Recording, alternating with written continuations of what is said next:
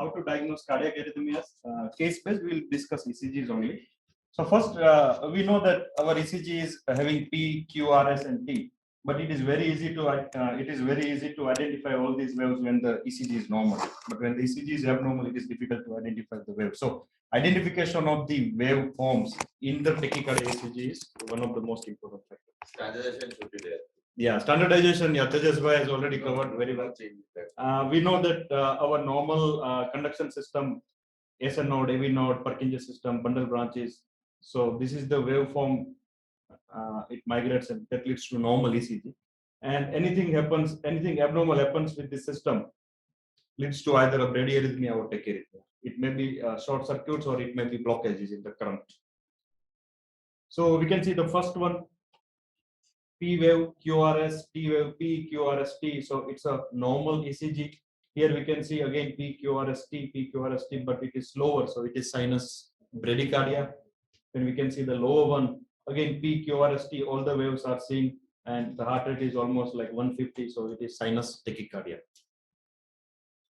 And then here we can see the P, QRS, T, the PR interval is almost like 8 small square, so it becomes like 320 milliseconds. So it is a first degree block. Here we can see that successive PR interval is prolonged and this P wave is dropped. So continuous PR prolongation with dropped P wave and the first conducted QRS is having again a normal PR. So this is known as Mobitz 1 type of AV block. The last one we can see the PR interval is constant. There is no prolongation of PR interval and there is a sudden drop of the P wave. So P is not followed by QRS. So this is known as Mobitz 2 AV block. In the last one, we can see that there are multiple P waves and there are QRSs. P are more than QRS and we can see that there is no constant PR. So there is varying PR. It is not associated with the QRS complexes. So there is AV dissociation. So this is complete heart block. And then here we can see the heart rate is very fast, maybe around 180 to 200 beats per minute or more than that. It is a narrow QRS. And it is looking very regular. So this is something like supraventricular tachycardia. There may be multiple reasons for the supraventricular tachycardias. We'll discuss later. In this ECG, we can see that in the baseline, that it is continuous waveforms. And these are the QRS complexes. So the continuous baseline waveforms with almost similar monomorphic, same morphology. Between two P waves, there is constant interval. So this is atrial flutter. So this is a wide QRS tachycardia with the same morphology. It's all monomorphic. So it is most likely ventricular tachycardia, monomorphic ventricular tachycardia. And the lower one, it is again a wide complex tachycardia, but the morphology is changing. So it is multiple morphology. It's a polymorphic tachycardia, polymorphic ventricular tachycardia. In the last one, we can see it's all bizarre QRS, no constant morphology, indulating baseline. So it is ventricular fibrillation. So VF. So whenever we see the wide complex tachycardia, the confusion comes whether it is really a ventricular tachycardia or whether it is just an SVT with aberrancy. So there are multiple factors which tell that it is ventricular tachycardia. One is AV dissociation, then a morphologic criteria, atypical right bundle branch block, or a very wide QRS and left bundle morphology with notching in V1, or the QRS duration. When the QRS duration is more than 160 millisecond, most of the time it is ventricular tachycardia. SVT with aberrancy will be having usually less than 160 millisecond QRS interval. Then in the chest leads, if all are positive from V1 to V6, or all are negative from V1 to V6, that is known as either positive or negative concordance. That also favors ventricular tachycardia. Then northwest axis or left axis with right bundle and right axis with left bundle branch block. That favors ventricular tachycardia. Now, it is difficult to discuss all the bradyarrhythmia, tachyarrhythmia. So today we'll discuss only tachyarrhythmia, and that also we are discussing only the narrow complex tachycardia. We are not discussing wide complex tachycardia. So whenever you see ECG of narrow complex tachycardia, how to diagnose what tachycardia it is. So there are multiple possibilities of narrow complex tachycardia. It may be sinus tachy, it may be AVNRT, AVRT, atrial tachycardia, flutter, fibrillation. So for that, first we have to see whether it is regular or irregular tachycardia. If it is irregular tachycardia, where RR interval is very It may be either atrial fibrillation or atrial tachycardia or flutter with variable AV conduction, or it may be multifocal atrial tachycardia. And if it is regular tachycardia, then we have to see whether P waves are visible or not. If the P waves are not visible, it is AVNRT. If P waves are visible, it can be either AVRT or it can be atrial tachycardia. So in this ECG, if we see, this is the ECG of tachyarrhythmia. So the most important part is to identify the P wave. So we have to identify P wave that will help us. Like here we can see there are P wave before QRS. So what about here? So here also we can see there is a P wave. This is the P wave. This is the P wave. So if we see there are multiple P waves. So we have to identify that where is the P wave and how many P waves are there. So here the P waves are more than QRS. You can see this is P wave P. So the P wave is more than QRS complexes, and there are distinct P wave seen. So it is not atrial fibrillation at least. So now we left with either atrial tachycardia or atrial flutter. So we can see that between two P waves there is a clear isoelectric line. There is no constant waveforms like flutter. So then it becomes an atrial tachycardia. So this atrial tachycardia with ventricular rate of around 100 beats per minute. Now if we see this ECG is a narrow complex tachycardia. So what should be the next step once we see this ECG? So next step is to identify the P wave. So we should be knowing where is the P wave. So identification of P wave is the most important thing. Like all the leads may not be showing clear P waves. So you have to see which lead is showing better P wave. So in this ECG, AVR is showing better P wave. This is P wave and then QRS complex. So then we have, once we identify the P wave, we have to count the PR interval. So this is PR interval, and the reverse, this is RP interval. So by identifying PR and RP interval, we can, go into further diagnosis, whether it is AVNRT, whether it is AVRT, atrial tachycardia. So this is the ECG, like young lady with recurrent palpitation. We can see that it's a narrow complex tachycardia. Heart rate is around 160 or something. And if we try to see the P waves, we are not able to see any clear P waves before QRS complex. You can see. So whenever there is a narrow complex tachycardia and we are not able to see P waves anywhere, the most likely diagnosis is AVNRT, AV nodal reentrant tachycardia. What is happening in AVNRT? The normal circuit is like this. AVNRT is just rotating here. Okay. No? So what treatment we do in such case?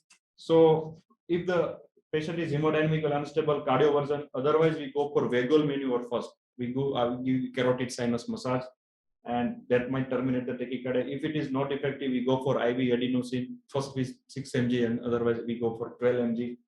That is also ineffective, then we go for other drugs like Dilzem and verapamil also. Important point is that we should never directly go switch over to the verapamil or Dilzem. First try a vagal maneuver, no, then try adenosine, then only go for that. You can see here, this is the narrow complex tachycardia going on, adenosine given, pause, sinus rhythm came back. So tachycardia terminated. Same thing downstairs, there is a tachycardia going on, but once we give an adenosine, there is AV block, we can see the constant P wave activity is still going on. And then once adenosine effect is over, heart rate has resumed again. So that's how adenosine helps in the diagnosis also. So when you don't know whether this is AVNRT or this is flutter, adenosine will help us. Adenosine will terminate the tachycardia, flutter will go on. So what is the chronic therapy of AVNRT? EP study and RF ablation. So that's how we find out the circuit and we ablate. Case 2, we can see this ECG, young boy with recurrent palpitation. We can see very important thing in this, it is little bit wide QRS, there is a slurred QRS, you can see there is a delta wave. So this is WPW. You can see the slurred QRS. So this patient has a bypass tract and they come with this tachycardia. We can see again a narrow complex tachycardia. Though it is regular, only difference is you can see there is significant ST depression. Significant ST depression. So whenever the narrow complex tachycardia is there with significant ST depression, in a young patient where we don't suspect any coronary artery disease, this is likely bypass tract mediated reentrant tachycardia. We can see the comparison with AVNRT. There is no ST depression. We can see there are no STT changes. This is AVNRT. And when there are significant ST depression, this is most likely via the bypass tract. So when this patient was, so again the treatment, whenever patient comes with narrow complex tachycardia, vagal maneuver, adenosine, and rest of the drugs, and chronic therapy, ablation is the drug of choice. When we give adenosine to this patient, we can see arrhythmia is going on, terminated, sinus rhythm is back. Case 3, this is a wide complex tachycardia. We can see it is very fast. It is almost 250 to 260 heartbeats. Wide QRS, we can see the RR interval is changing. So whenever you see such ECG, first diagnosis always you take is a ventricular tachycardia because it is wide complex tachycardia. But you can see the RR interval is varying. So in this case, always keep a second diagnosis is pre-excited atrial fibrillation. That means patient is having atrial fibrillation and bypass tract. So what to do in such case? Cardioversion, immediate cardioversion. And we can see that once the sinus rhythm is back, there is pre-excitation, delta wave. So this is a case of WPW syndrome who came with the pre-excited atrial fibrillation. This is another case, same thing you can see, cardioversion done, it is a bypass tract. What is the treatment? Whenever patient is hemodynamically unstable, go for cardioversion immediately. And very important thing, pre-excited atrial fibrillation, don't give verapamil, dilsem. If at all we want to give injectable drug, we give either ibutilide, flecainide, or cordarone. And final treatment is always EPS RFA in such case, because this can lead to sudden cardiac arrest. This rhythm, if not treated immediately, can lead to ventricular fibrillation, and then patient can have sudden cardiac arrest. So this should be treated on an urgent basis. Case for now, 2 or 3 examples only. This ECG pattern we have seen previously, a continuous indulating baseline. We can see the flutter waves. So this is a case of atrial flutter. So what happened in atrial flutter? There is a circuit going on into the either left or right atrium. Most common it is in the right atrium. It goes into counterclockwise pattern. So this is known as typical atrial flutter. And what is the treatment? If you want to make a, if it is hemodynamically unstable, cardioversion. If it is stable, then we can give drugs like cordarone and get a pharmacological cardioversion, or finally we can plan for electrical cardioversion. And what is the chronic therapy for the atrial flutter? Catheter ablation. Episteroid ablation is the class 1 indication for ablation. So that's how we do. We put multiple catheters, find out the circuit location. This is 3D mapping of flutter. Identify the exact circuit, mechanism of arrhythmia, ablate it, and get a sinus rhythm. So case example 5, again a narrow complex tachycardia. We have to find out the P waves. You can see there are multiple P waves. This is P wave, this is P. These are all P waves. So once we identify P waves, there are multiple P waves. P waves are more than QRS complexes. So that means it is either atrial flutter or atrial tachycardia or atrial fibrillation. So atrial fibrillation will not have P wave. So this is either atrial tachycardia or atrial flutter. So we can see that between the two waves, there is an isoelectric segment. So this is likely atrial tachycardia. So how this tachycardia forms? This is a normal circuit. Some focus into either left atrium or right atrium is firing at a very fast speed, and that is leading to atrial tachycardia. And it can arise from multiple regions. It can arise from RA, LA, pulmonary veins, coronary sinus. It can arise from anywhere. And what is the treatment? If it is unstable, cardioversion. If it is stable, always give again a trial of adenosine. Sometimes adenosine responsive atrial tachycardia may get terminated. If it is not, then finally give either verapamil, dilsem, or beta blocker. This will lead to rate control. And what is the chronic therapy for atrial tachycardia? Catheter ablation is class 1 indication. Okay. So when not to give and what not to give. So verapamil and dilsem we don't give when patient is in hypotension with or reduced ejection fraction. Beta blockers IV we don't give when patient is in decompensated heart failure. Ibutilide we don't give when QT is prolonged. Flecainide, propafenone we usually prescribe this drug. We don't give it in patient with structural heart disease. So last case. So this is a 55-year lady, hypertension, diabetes with paroxysmal multiple palpitation. We can see that there is a tachycardia going on, heart rate is 130 around, there is varying RR interval. So this can be either atrial flutter with varying AV block, it can be atrial tachycardia, or it can be atrial fibrillation. Then we go for identification of the P wave. We can see that there is absence of distinct P wave. There are no distinct P wave. There are some indulating, but it is not a very clear monomorphic distinct P wave. It is not regular. So P waves are also coming randomly with random shape. So that's how it becomes a diagnosis as atrial fibrillation. So this is atrial fibrillation. So very important part, whenever you see ECG with atrial fibrillation, stroke prevention is very important. And second thing is symptomatic management, either by the rate control or rhythm control. These two are very important part.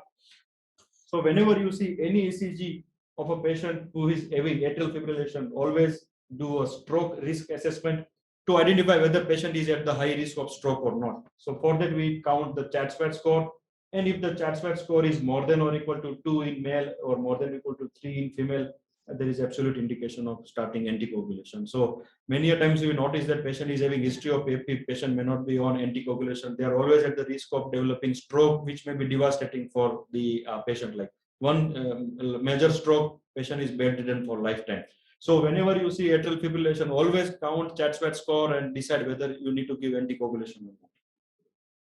Then symptom control we do either with the rate control or rhythm control. Rate control we can do with either beta blocker. We don't give COPD and asthma. We can use digoxin, verapamil or Lilzem, contraindicated when EF is less than 40%, and last choice is amiodarone. So we can use multiple of these drugs for the rate control. For rhythm control, we give either antiarrhythmic drugs or we go for pharmacological cardioversion. And final catheter ablation when patient is having recurrent paroxysmal atrial fibrillation. So that's how for this lady, we have counted CHA2DS2-VASc score that was 4, that is more than 3 for the female. There is indication of anticoagulation. We started on newer anticoagulation, rivaroxaban. And for symptom control and rhythm control, we started on beta blocker and flecainide as antiarrhythmic drugs to keep her in sinus rhythm. Thank you.